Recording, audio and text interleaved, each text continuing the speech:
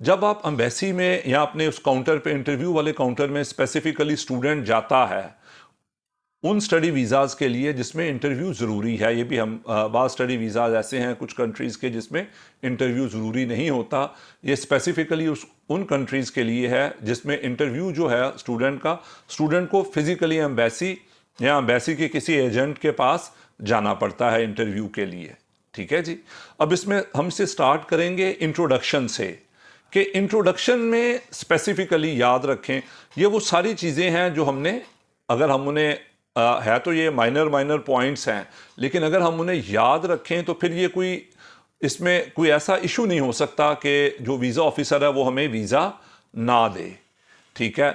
Introduction में सबसे पहले आपका नाम है, अपने नाम को एक तो कॉन्फिडेंटली सारी चीज़ों को लेके चलें।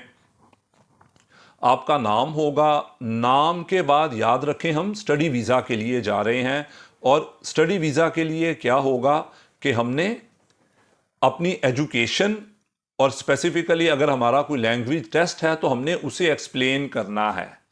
ठीक है। अब एजुकेशन के लिए क्या है, हमने अगर जस्ट फॉर एग्जांपल हम एमएस के एडमिशन के लिए और एमएस के स्टडी वीज़ा के लिए एम्बेसी गए हैं तो याद रखिएगा कि हमें अपनी जो बीएस की डिग्री का नाम, बीएस की डिग्री की कंप्लीशन डेट, ये चीज़ें हमें याद होनी चाहिए।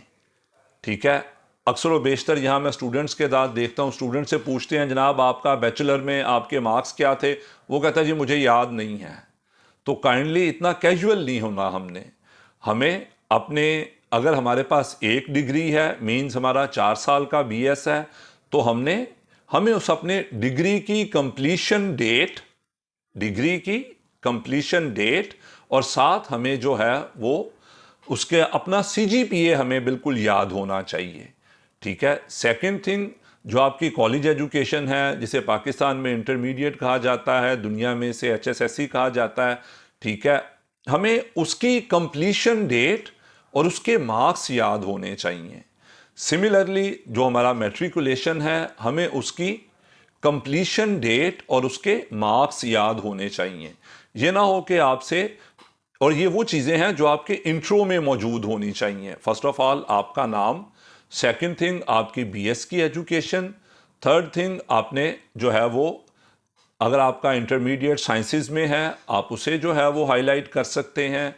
ठीक है। थर्ड थिंग आप मैट्रिकुलेशन अगर आपकी साइंसेज में है, आपके सब्जेक्ट से रेलिवेंट है, आप उसे हाईलाइट कर सकते हैं। और इसके अलावा इम्पॉर्टेंट थिंग आपका आइल्स का रिज़ल्ट, अगर आपका आइल्स का बैंड जो है वो अच्छा है, आपका जो लैंग्वेज टेस्ट है उसका स्कोर अच्छा है, उसे ज़रूर मेंशन करें।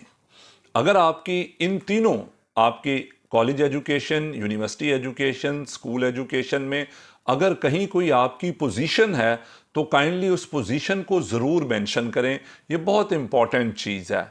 अगर ड्यूरिंग आपकी एजुकेशन, कोई आपकी एजुकेशन के अंदर कोई आपका एक्सचेंज का ट्रिप है बाहर का, अगर आप कोई पोजीशन होल्डर हैं, आपकी स्पेसिफिक आप कोई अवार्ड विनर हैं, तो लाजमी इसे अपने इंटरव्यू के स्टार्ट में एक्सप्लेन करें। Like if you got gold medal in your graduation, then आपने क्या करना है, आपने उसे स्टार्ट में एक्सप्लेन करना है। जब आप कोई ऐसा लैंडमार्क अपने इंटरव्यू के स्टार्ट में एक्सप्लेन करेंगे तो क्या होगा, यू विल फील के इंटरव्यूअर जो है उसकी सारी जो उसका फेशियल एक्सप्रेशन, उसका इंटरव्यू लेने का स्टाइल, सब कुछ चेंज हो जाएगा। तो ये चीज़ें बहुत इंपॉर्टेंट हैं। स्पेसिफिकली इसमें आप अपने सिटी का जिक्र भी कर सकते हैं। हम दोबारा से इसे रिपीट करते हैं। फर्स्ट ऑफ ऑल आपका नाम, देन आप अपने सिटी को मेंशन कर सकते हैं, फिर आप अपनी यूनिवर्सिटी एजुकेशन को, देन आपके कॉलेज एजुकेशन को, फिर आपकी स्कूल एजुकेशन को भी मेंशन कर सकते हैं। ठीक है। ये ज़रा आपको स्पैन देगा बोलने के लिए। इसके बाद आप आपसे अपना आइल्स का बैंड एक्सप्लेन कर सकते हैं। ठीक है। और अगर आप किसी अच्छी जगह जॉब कर रहे हैं, किसी वेल नोन इंडस्ट्री में जॉब कर रहे हैं, तो लाजमी अपना ये एक्सपीरियंस भी मेंशन करें। ये आपके लिए बहुत हेल्दी होगा।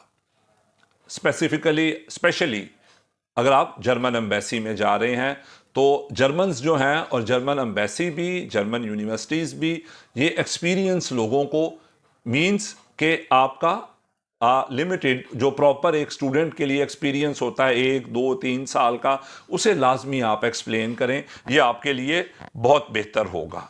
ठीक है जी, ये चीज़ आ गई हमारे इंट्रो के अंदर। ठीक है,